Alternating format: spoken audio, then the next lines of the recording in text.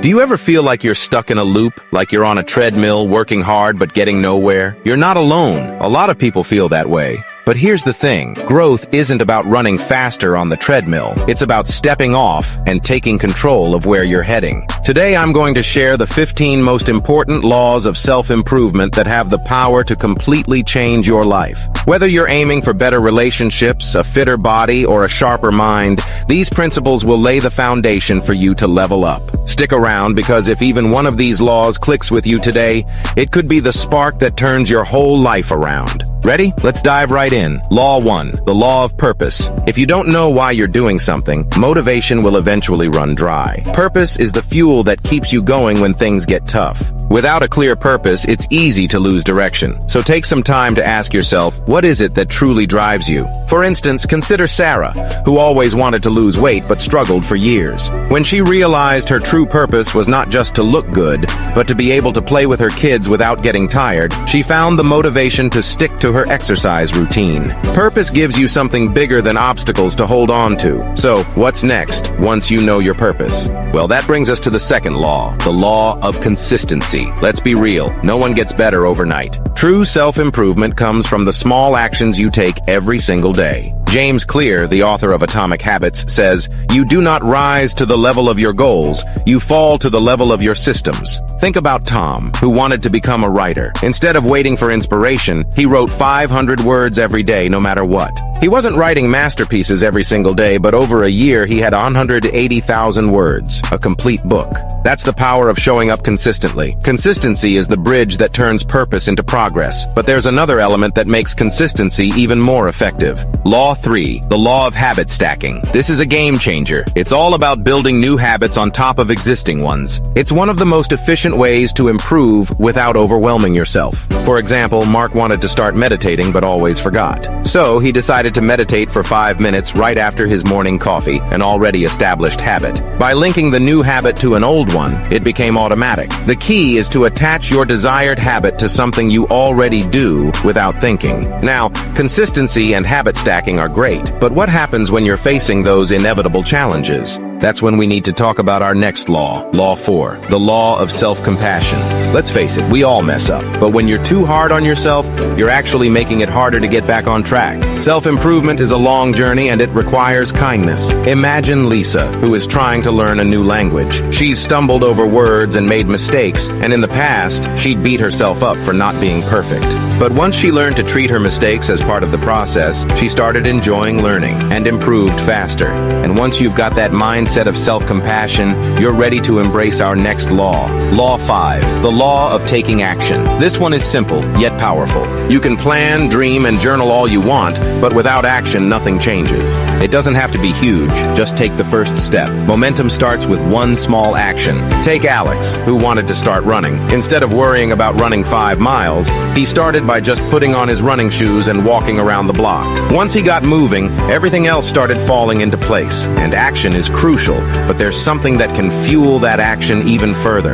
Law 6, the law of accountability. Sometimes the key to success is having someone to hold you accountable. When you make your goals public or partner up with someone, you're more likely to follow through. Think of Maria, who wanted to start going to the gym. She partnered up with her friend, and they kept each other in check. On days when she didn't feel like it, her friend's encouragement was the push she needed. Having someone in your corner can be a huge motivator, but accountability also requires a certain kind of environment, which leads us to our next law. Law 7, the law of environment. It says that your surroundings have a massive influence on your growth. If you're trying to be more productive, a cluttered desk isn't going to help. If you're trying to eat healthier, a pantry full of junk food will work against you. David wanted to study more, but his environment was full of distractions. He changed it by creating a study corner with nothing but his books and a notebook. By optimizing his surroundings, he made it easier for himself to succeed. Speaking of optimizing, let's talk about a key factor that makes a huge difference. Law 8, the law of energy management. This is not just about time management. It's about understanding when you feel the most energized, and using that to your advantage. For example, Samantha realized that she's most productive in the morning. Instead of wasting that energy on mundane tasks, she started focusing on her most important work first thing in the morning, and her productivity skyrocketed.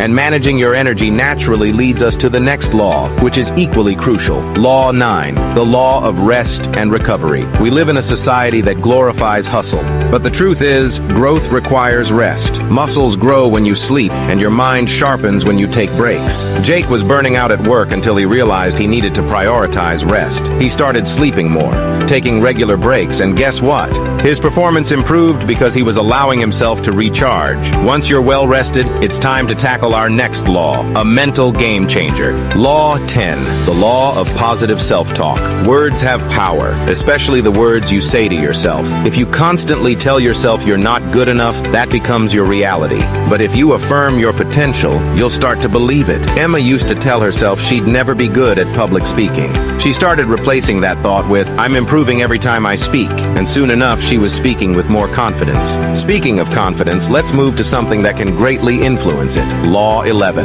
the law of knowledge. Growth requires learning. The more you know, the more tools you have to improve yourself. Self-improvement is about adding value to who you are, and knowledge is one of the most valuable assets you can gain. Brian wanted to get ahead in his career. He started taking online courses, and soon, his newfound knowledge led to a promotion.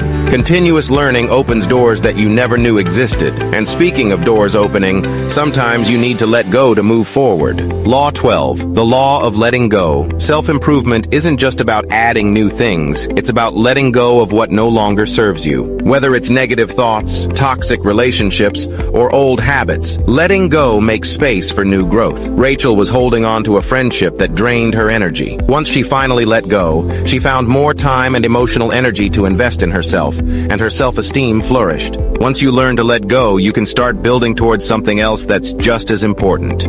Law 13, the law of goal setting. A goal gives you something to aim for. Without a goal, you can work endlessly and still not get anywhere meaningful. But with clear, actionable goals, your path becomes defined. Kevin set a goal to run a marathon within a year. By breaking that goal into smaller monthly milestones, he stayed on track, and 12 months later, he crossed the finish line. Setting goals turns dreams into achievable targets. Goals are crucial, but what happens when setbacks occur? Let's talk about resilience. Law 14, the law of resilience. Setbacks are inevitable, but how you respond to them makes all the difference. Resilience isn't about avoiding failure. It's about getting back up every time you fall. Jessica was turned down for a job she really wanted. Instead of giving up, she used the feedback she got to improve her skills. A few months later, she landed an even better position. Resilience is the key to turning setbacks into opportunities. And that brings us to our final law, one that ties everything together. Law 15, the law of gratitude. It's easy to get caught up in striving for more and forget to appreciate what you already have.